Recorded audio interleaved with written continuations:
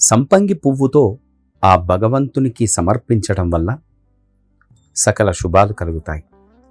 పర్వతమంత బంగారాన్ని భగవంతునికి సమర్పించినంత పుణ్యం ఒక్క సంపంగి పువ్వును సమర్పిస్తే మనకు లభిస్తుందని, ఆ స్వామి అమ్మవార్ల మెండైన ఆశీస్సులు కూడా లభిస్తాయని మన శాస్త్రం చెబుతోంది. సంపంగి పూలతో పూజ చేయనివాడు మరుజన్మలో సువర్ణ రత్నలా హీనుడవుతాడట. ఆయుష్ కోసం దుర్వార పూలతో పూజించాలి.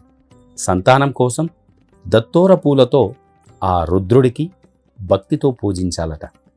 ఒక్కొక్క మాసంలో ఒక్కొక్క విధమైన పూలతో ఆ శ్రీమన్నారాయణుణ్ణి, శ్రీహరిని పూజిస్తే పుణ్యప్రాప్తి కలుగుతుంది.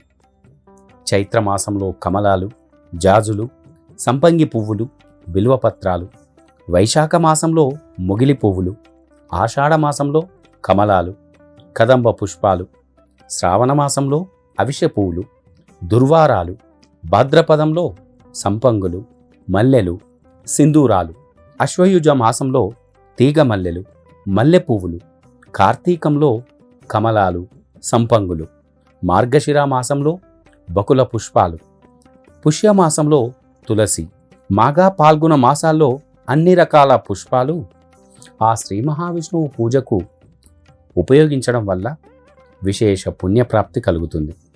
సాధారణంగా మనం పూజ చేసేటప్పుడు చెట్టు నుంచి ఆ రోజే కోసిన పూలను జలంతో ప్రోక్షించి ఆ స్వామి పూజకు ఉపయోగిస్తూ ఉంటాం.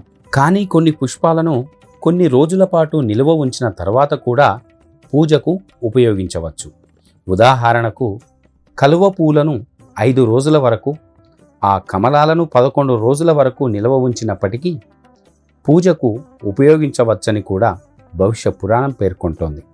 బిల్వపత్రాలను, తులసీ దళాలను, అవిశ పూలను వాడిపోయినప్పటికీ కూడా పూజకు ఉపయోగించవచ్చు. ఎలాంటి దోషం ఉండదు. ఒకవేళ ఈ పువ్వులు ఛిద్రమైనప్పటికీ పూజకు ఉపయోగించవచ్చని కూడా మనకు వేరు మంత్రం చెబుతోంది.